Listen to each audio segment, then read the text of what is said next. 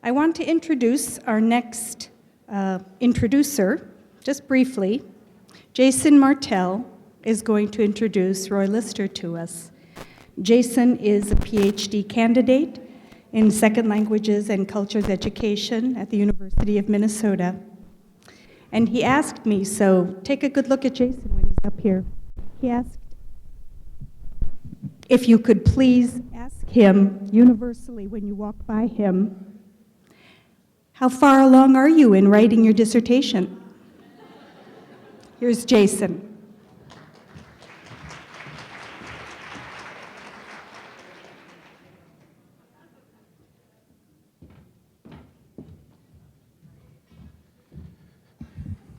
Hello. Oh, hi. 4 years ago, while taking a class on speaking and listening in a second language, I read a study by Roy Lyster and his colleague Layla Ranta about corrective feedback in elementary French immersion classrooms.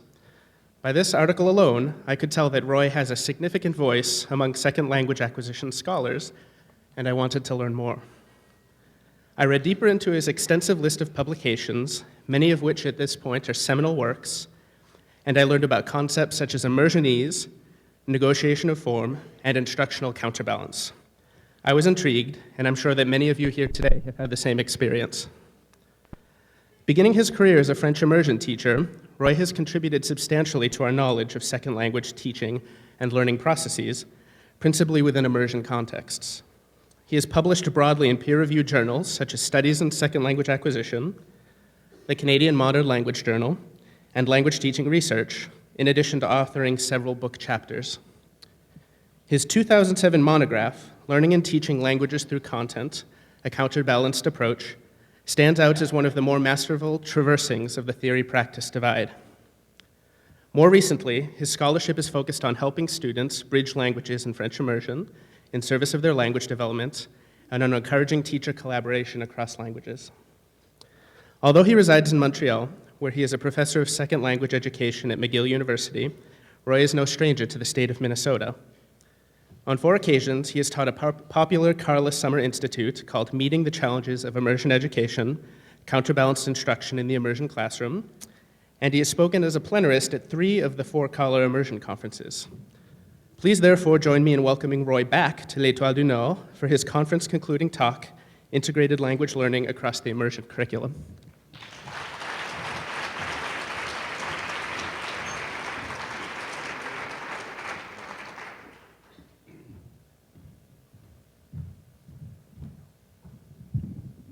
Thank you, Jason, for that very nice introduction. And where are you in your PhD studies, by the way? Okay.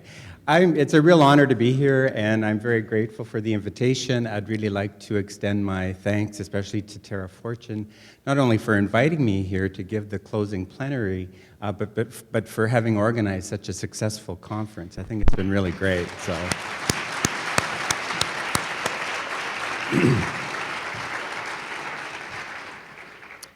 So, title of my talk is First of all, I'm not sure why I'm the only plenarist that has round tables, but I like the festivity of it all. So I just think you all need a drink or something in front of you, but maybe later. Okay. Now you won't take me seriously. Okay, integrated language learning. Who needs a new term, right? Well, I use this term, integrated language learning, across the curriculum to really talk about one of the issues that has permeated this conference, and it has very much to do with the L1, L2 issue that has been discussed and debated. I hope to provide a new perspective on it, a different perspective.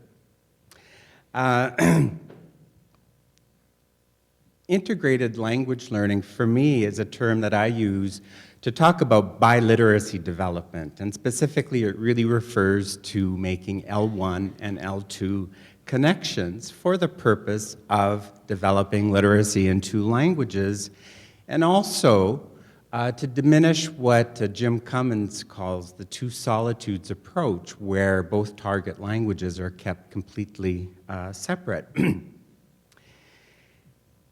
One of the reasons L1, L2 connections are considered to be helpful for developing biliteracy has to do with Cummins' model, which is a rather simple model, but I like it. I also like the model we saw yesterday of a tree, but I'm going to stick to this iceberg model, where there's a common underlying proficiency, where concepts and skills related to language can transfer from one skill to another.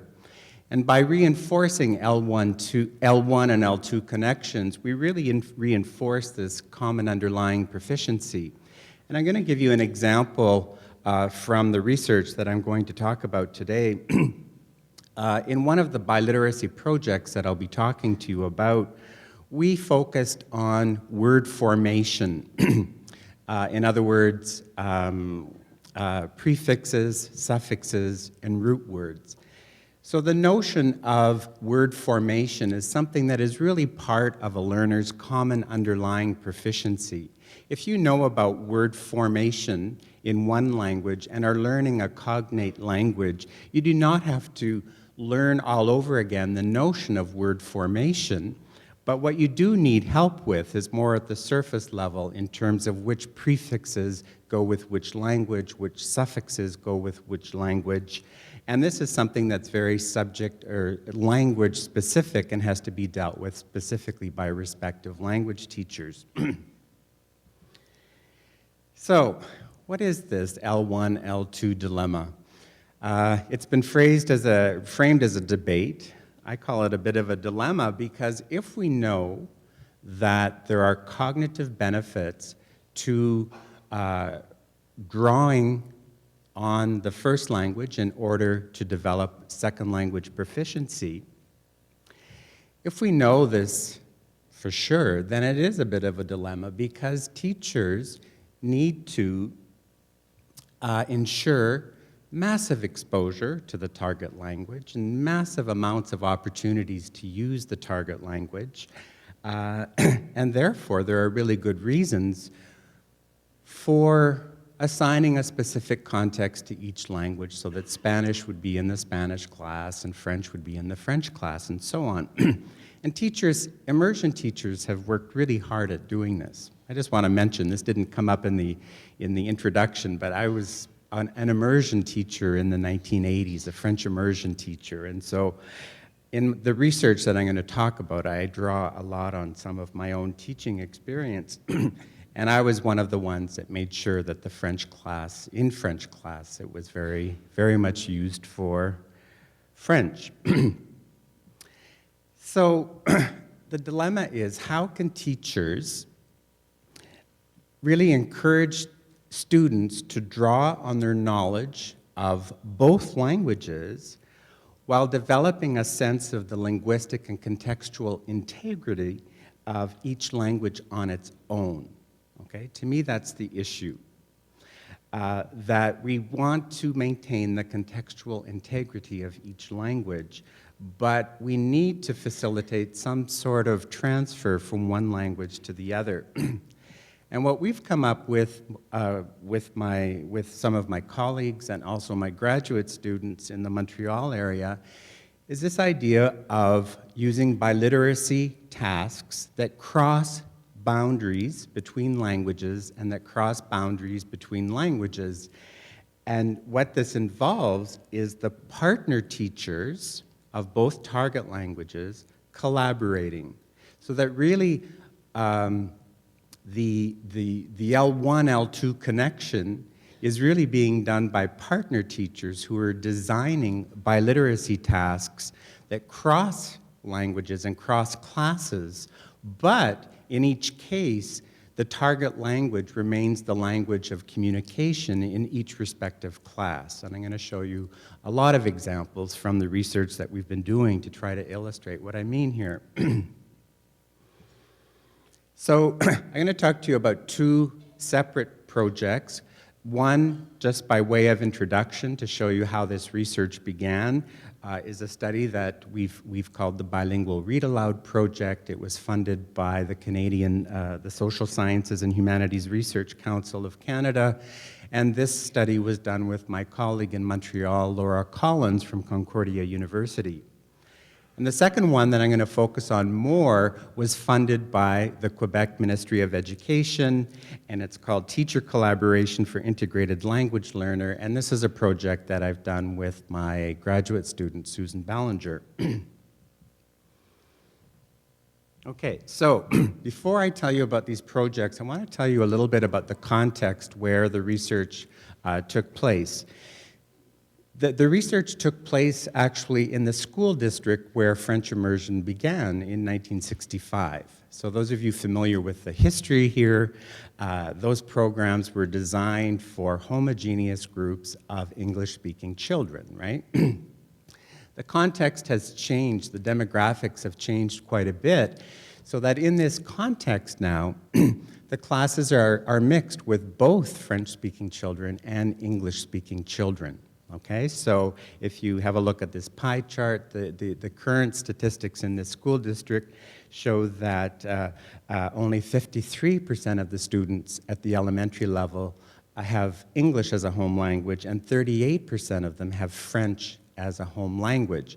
You'll notice that there aren't a lot of other languages because newcomers to Quebec, immigrants, need to go to the French school system. Okay, there are two separate systems in Quebec. One is the French system, one is the English system, and French immersion is in the English school system.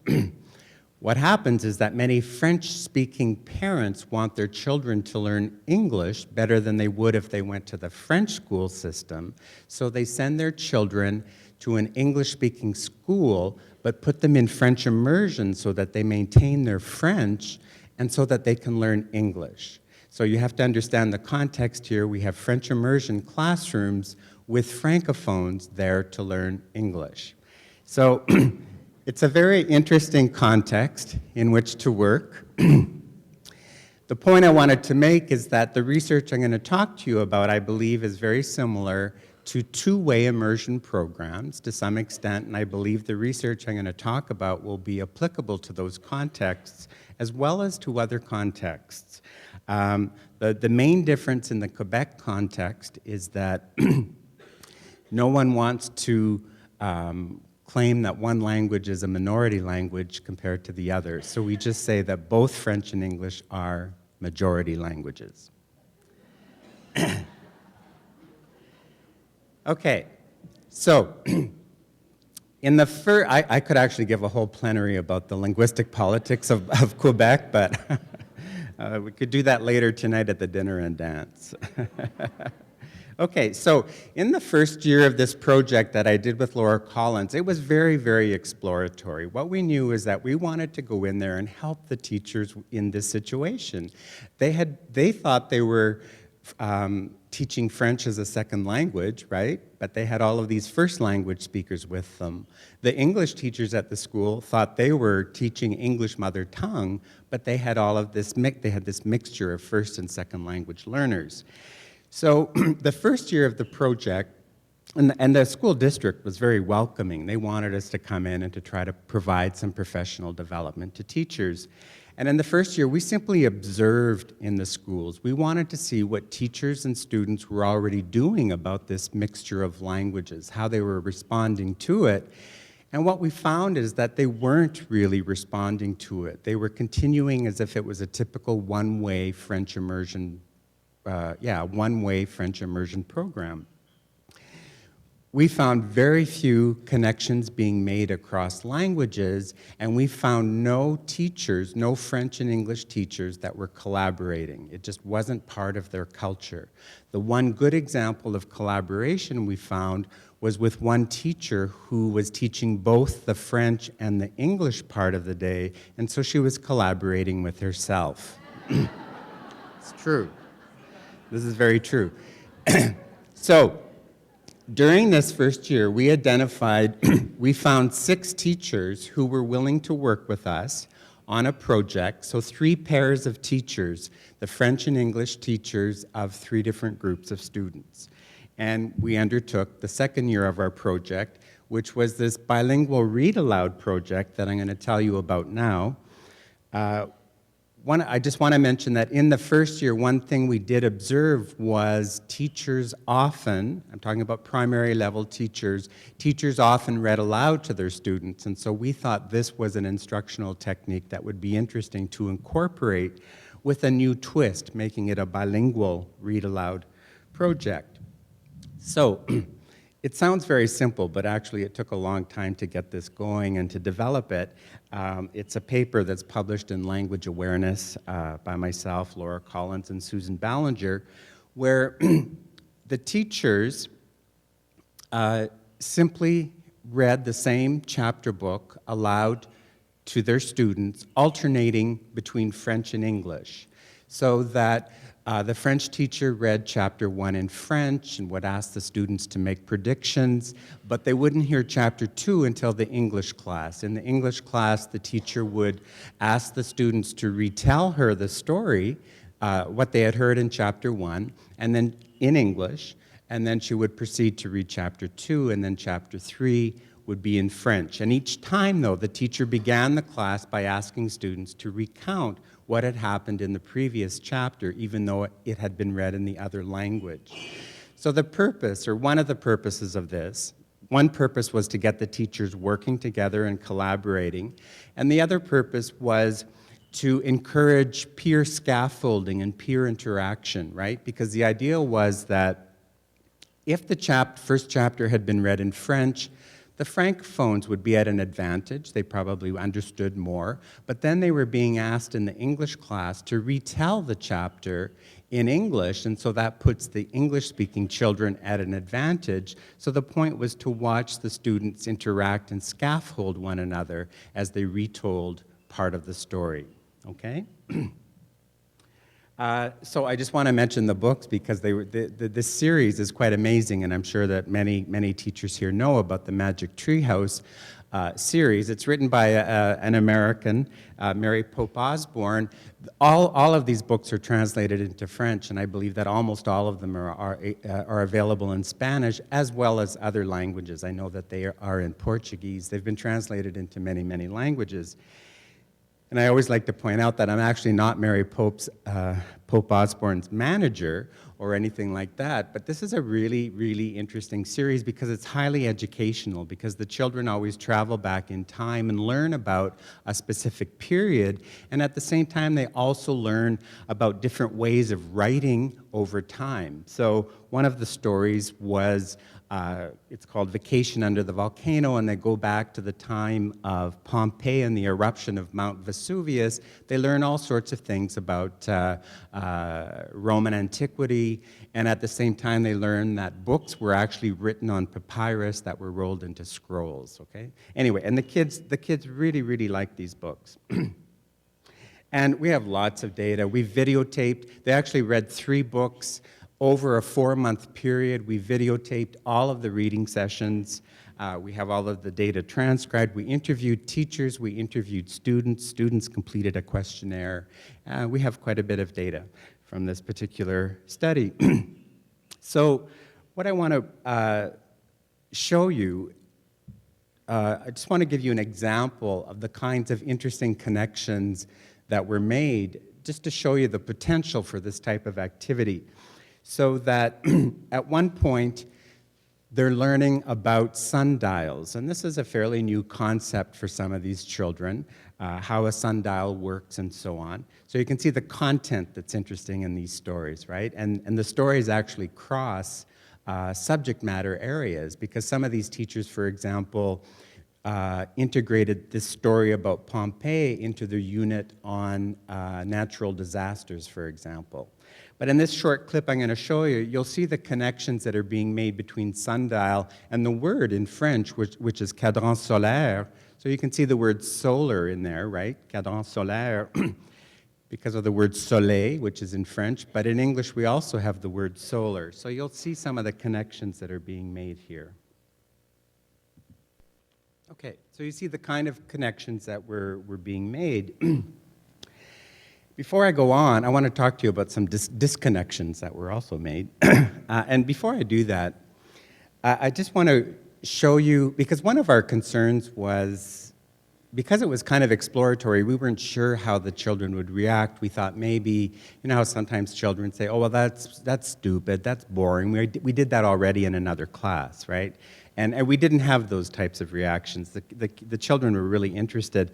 Well, what was very interesting was that at the end we did focus interviews with the children, and one of the questions we always asked them was, what was the favorite part in some of these books, right? And so, of course, when it comes to Mount Vesuvius and the vacation under the volcano, so many of the children said that when the volcano erupted and the children had to escape from the volcano, this was really their favorite part of the book. And so Susan, my research assistant, asked them what language that part of the book had been read to them in, right? So there are 4 students that are in this focus group, and one student says, I think it was French. Another one says, no, it was English. And a third one says, yeah, it was English. Susan asks 2 other children, that means that there were more than 4 here, 2 other children, what was your favorite part? And the same 3 children keep arguing, and I go, no, it was French. No, it was English. No, French. English. And she finally says, okay, there's some disagreement about whether it was English or French. That's okay. Susan's a wonderful person. So what's interesting about this, this is the part I wanted to relate back to the discussion we've been having at the conference about, you know, the L1, L2 distinction. What I believe is that it's not all that distinct in the minds of young children and the minds of emergent bilinguals. I think the distinction is actually very fuzzy. And what I think, and I think it's worthy of further exploration, is the fact that they're encoding information in ways that is not language specific. It's more of a kind of mentalese. They're drawing on world knowledge, they're remembering the story, they understand the content, but the language, it's just not clear to them. So the good part about this is that what it means is this is why we can teach so much content to them in a language they don't yet know, because they're grasping it anyway. The bad news is that they're not focusing on language in the same way that we think they are, right? Okay, so what really stood out, though, in this project was how much the children really liked the project. We gave students a questionnaire. The majority of them ranked all 3 of the books as, you know, I loved this book. They loved all of the books. We asked them questions like, did you prefer having it read in English or French? And they said, well, it didn't really matter. And the other thing is that most of the students wanted to continue reading this series and went and invaded the school libraries, taking all of the books out so they could read them, regardless of which language it was in. And it's a project that seemed to, in many ways, validate both languages, you know. And in one of the schools that didn't have this series had to go out and buy the series so that the kids could continue reading it. And just based on our video, the videos we have, we know that students were really active and participating a lot. And so the teachers believed, and I believe too, that part of the excitement came from the fact that everyone was on a level playing field, so that whatever you missed in one language, you could easily catch up with in the other language, and so that all students at one level understood the stories, which really helped to nurture their enthusiasm for these stories. Now I want to show you, though, what really happened. Because we thought that there would be all sorts of connections being made, right? But what happened is that the teachers didn't really collaborate because they didn't have time to collaborate, right? We gave them some time, but basically their planning involved, I'll read chapter 1 and you read chapter 2, I'll read chapter 3 and you read chapter 4. They didn't necessarily focus on vocabulary items, like the thing about sundials, that happened incidentally. It wasn't actually planned. So I just want to show you a short excerpt here of what I consider to be kind of a teachable moment that's missed, because they're talking about scrolls, and the English teacher actually brings in a scroll and really makes sure that they know what a scroll is. And then what happens in the French part that you'll hear afterwards is the kids really remember scroll, and so you're going to hear them talking about les scrolls. They keep talking about les scrolls. And the French teacher's going, what? No, it's parchemin. In French, it's a parchemin. So what's interesting is that parchemin is like parchment, right? So it's putting the emphasis on the material that the scroll is made of rather than how it's actually rolled up. But she doesn't really emphasize it or try to make that clear to them. So what happens is the kids hear parchemin, and what they do is they hear inside of parchemin the word chemin, which means like a trail, right? So the kids they keep talking about les scrolls right to the end. And every time she says parchemin, they go, yeah, I think that's the way to the library. That's how you get to the library. So, okay. I'm sure those kids today are still talking about les scrolls. So it just really sunk in because Mary brought one. And okay, so the point I want to make here is that we had to go on with this project because I'd never seen children so turned on to reading, and this seemed to work, but the teachers didn't have time to do the kind of planning that was involved. And from our perspective, it was very exploratory. So we didn't even tell teachers that they had to focus on vocabulary. So what we did was I applied for more funding, this time to the Quebec Ministry of Education, to make this project grow with built-in planning time so that we could actually release teachers to come to the school district office and do professional development workshops with them and give them time to do the planning. And that's what we did. The project is called Teacher Collaboration for Integrated Language Learning. The acronym is, we affectionately started calling this project the Tickle Project because of the acronym. So I'm going to tell you a bit about the Tickle Project. And again, it was really about creating coherence across classes, okay? So the key here is coherence. And the reason I stress this is because I always like to recount this anecdote. During the first year of the project, I was with grade 2 children in their French class with the French teacher, and I decided to follow the children through their school day. So I followed these grade 2 children through their school day, and I was blown away. None of it made any sense to me. I don't know how they made sense of it, but we were in French. The language was French. They're doing one thing in French. The bell rang, and we went over to the next classroom, and all of a sudden the language changed, and it was in English, and they were doing something completely different that didn't have anything to do with what they were just doing. So it seemed to me that we're doing a disservice to students, and if we're not creating some sort of coherence across the curriculum. And so to create the coherence, it involves the collaboration of partner teachers, and this time we decided to really focus on vocabulary. So we had a real linguistic focus, okay? So just very quickly, why focus on vocabulary? There has been research done in immersion classrooms that really show that teachers do focus on vocabulary, but it's always about the meaning of words, right? Because it's the vocabulary that drives the content teaching. So students end up learning a lot of difficult words that are related to content, but teachers very rarely did explicit vocabulary teaching in terms of the structure of words and how words are formed. Whereas if you teach children, as you know, word formation rules concerning prefixes, their vocabulary just doubles in size, right? Once you know that the prefix RE means that you do something over again, you suddenly can apply that to hundreds of other words, right? And so this was the focus we decided to take, and some of this research had also said that cross-lingual strategies in teaching about word formation can be very beneficial. So the point, though, is that when you focus on something like word formation, you want to contextualize it, right? So all of our work was contextualized in illustrated storybooks, okay? So the first project I talked about involved chapter books, okay? This second project, the Tickle Project, was done with younger children. The school district wanted us to do it with grade 2 teachers, so we didn't want to use chapter books, and we worked hard at finding really good illustrated storybooks or picture books Year 1, we did one by Phoebe Gilman called The Balloon Tree, and one called The Three Robbers by Tommy Ungerer. I'm going to talk a little bit more about these. And Tommy Ungerer was such a success. Tommy Ungerer is a European writer from Strasbourg. He's French, and he's a trilingual writer. He writes in English, French, and also German.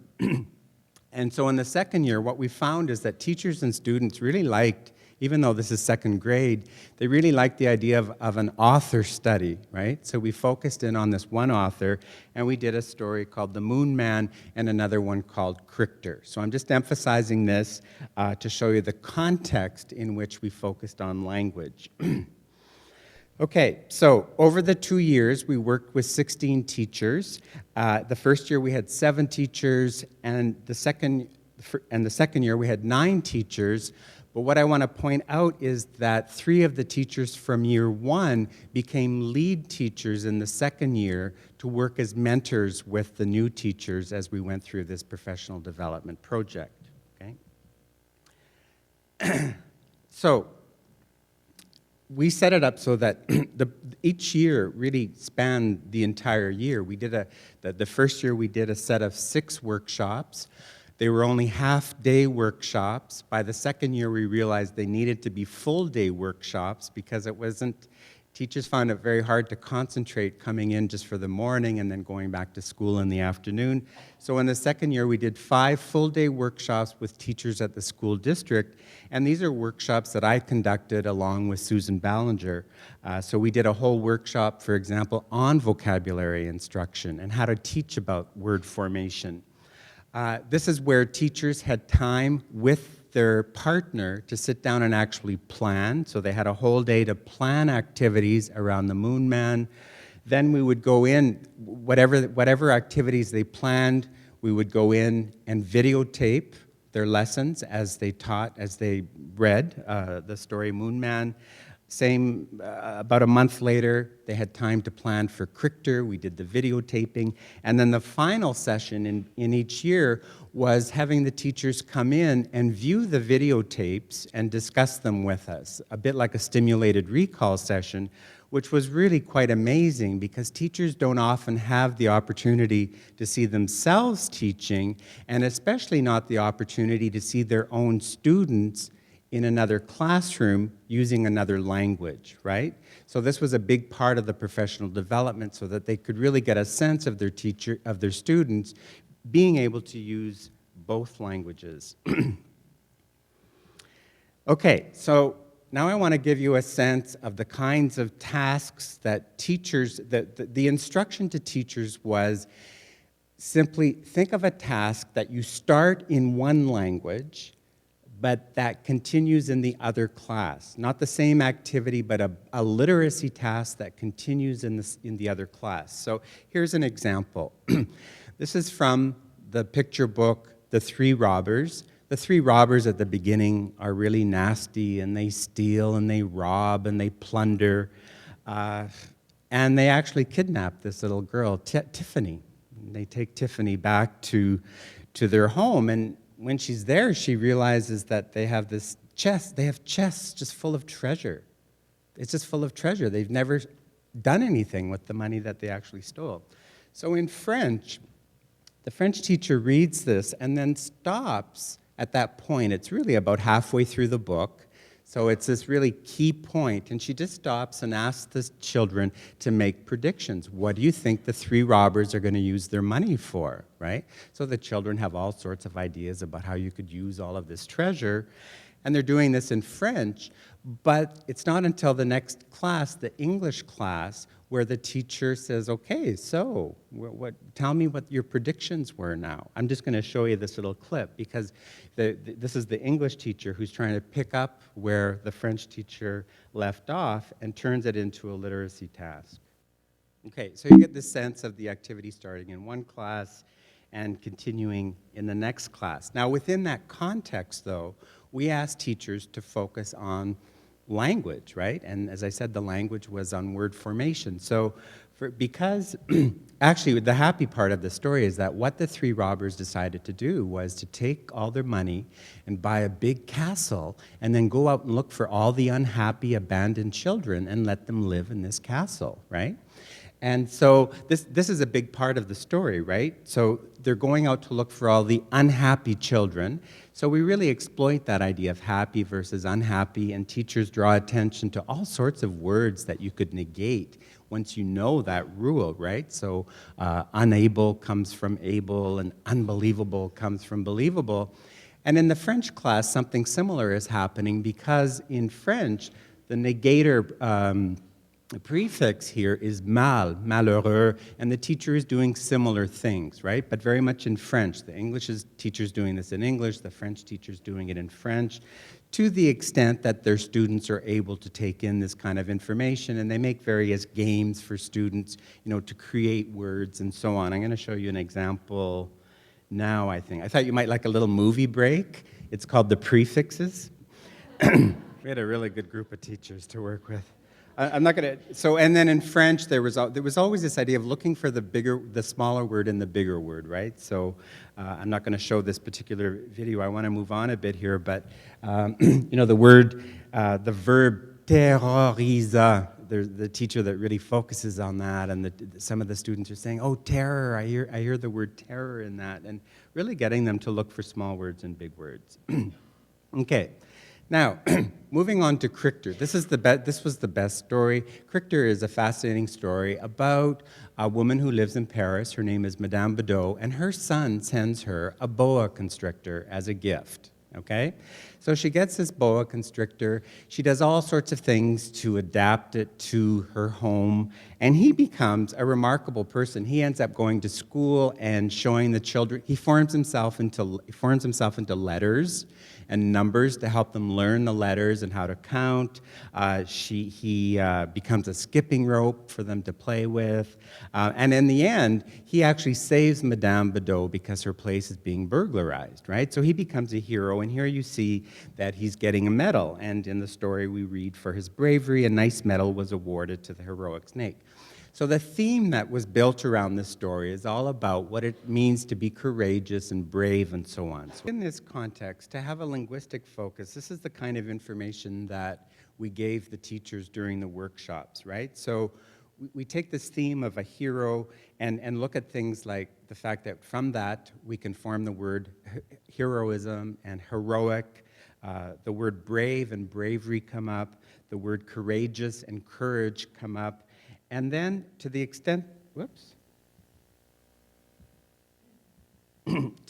that was possible, and then also the French teacher, though, got similar information, right? Because these words are parallel words, so they're talking also about the fact that the snake is heroic and courageux and brave and so on, okay?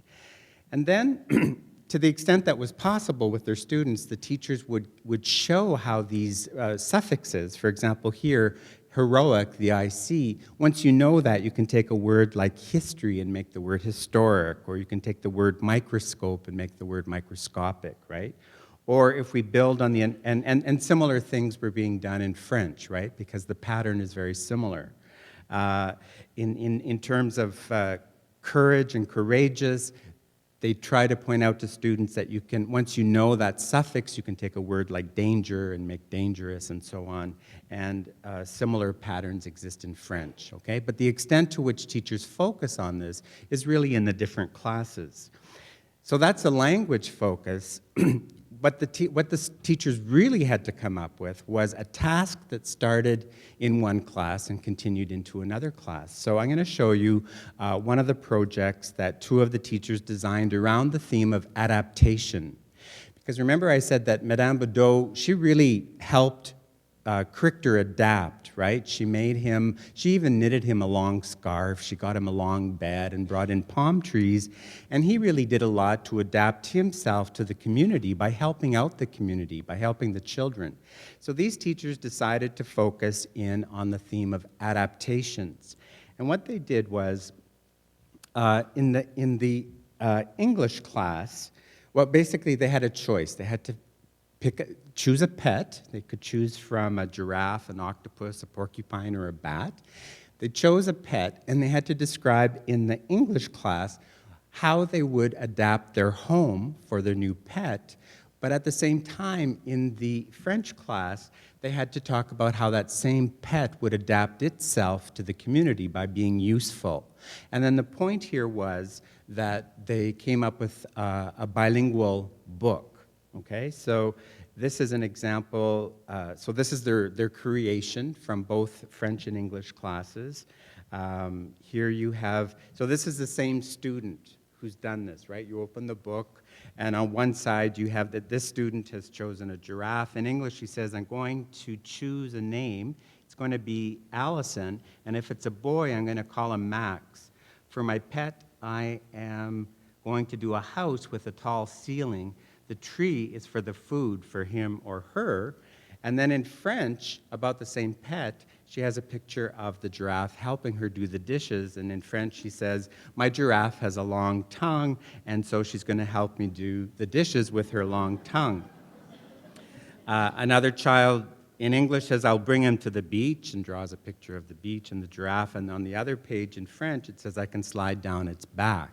Okay, that's how the giraffe can be useful for her. So this is an example of a project that spanned both classes.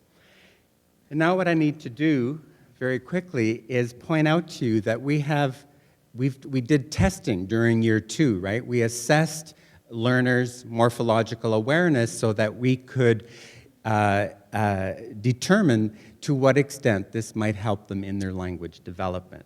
Okay, so I'm going to quickly focus in here on research question 1. To what extent does this help learners?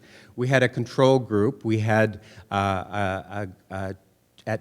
had 20 students from 2 schools that weren't participating in this. And in total, we tested 78 students in both languages, in both French and English. And one of my students, Jorge Quiroga, developed a morphological awareness test that has proven to have good test reliability, and it's these results that I'm going to report now. We also did a phonological awareness test, and I'm not going to report those results, and we also used the Peabody vocabulary test in both languages, in French and English, and what we used that for was to be able to classify children as being either French dominant, English dominant, or bilingual. So, just very quickly, just to give you a sense of the morphological awareness test, here's an example. This was actually done with a toy that came apart, and the child was told, for example, the toy's name is admirable, and they were asked to try to find the main word in that and try to identify the word admire in that word and say that the suffix part was able. The second example, usefulness, they were supposed to try to find use and also these other suffixes, full and nest. So this is part of the analysis. Part of synthesis is trying to take a smaller word and create a larger word, right? When we produce something in our classroom, the thing is our production. So this is the type of measures that we were implementing. And what was interesting, so in English, what we found is that the students improved between pre-test and post-test significantly, but so did the students in the comparison group. So there was kind of a natural growth that was happening. There were no significant differences in English between the control and the experimental group, but what we found in French was that there was. So the benefits were stronger in the French language, and we don't know why this is the case yet, but they outperformed the control group at the time of the post-test, and and the control group, the experimental group, but not the control group, made significant progress between pre and post-test. And then what we were able to do, I'm going to just skip over this part sort of quickly and show you this table to close. And actually this is kind of a preliminary part, and we need to put a little bit more thought into this, but we were able to look at whether the children were English dominant, French dominant, or bilingual, and also whether or not they were in an English dominant program or a French dominant program or a 50-50 bilingual program.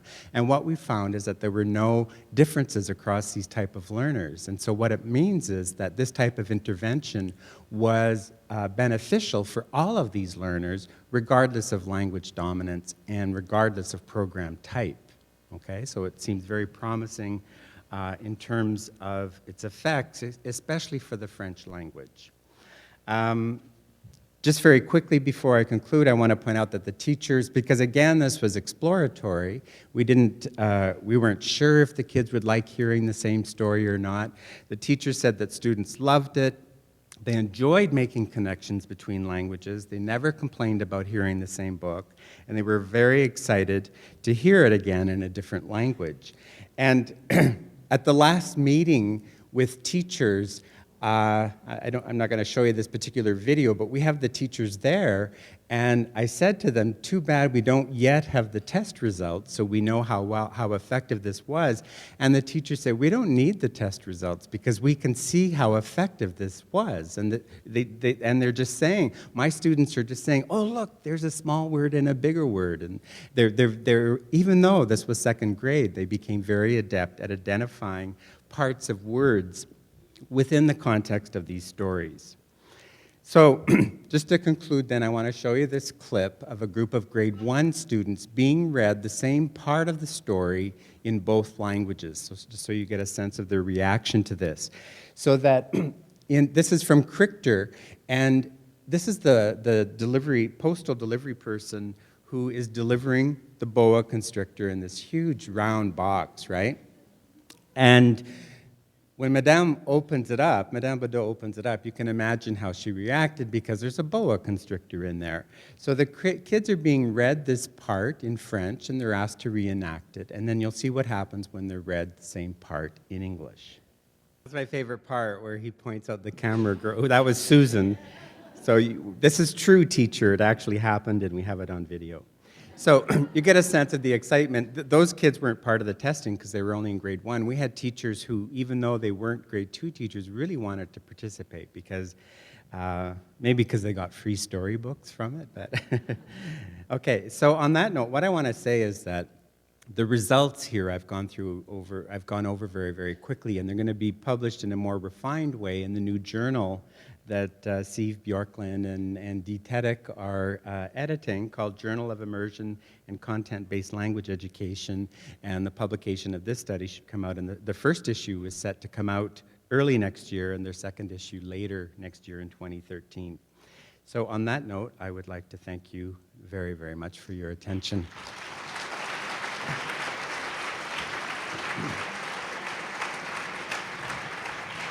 Okay, hello? No? Hello? All right, I think we have time just for one question. Does anyone have a question? Raise your hands. The party doesn't start till 6:30. We have time, yeah. Where? Raise your hand high so I can see. Oh, the other side of the room. 1 second, Roy.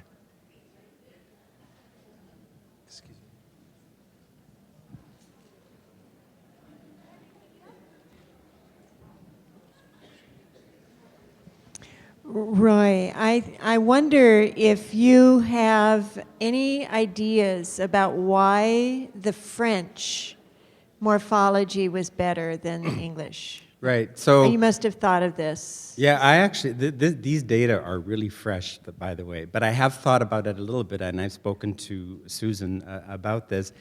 I think it could be simply because the French teachers were more predisposed to analyzing language in this way, because it's part of the French culture to be more analytic about language, where I suspect the English teachers, who are more whole language oriented, found this focus on word parts and prefixes maybe something new to them. I'm not sure.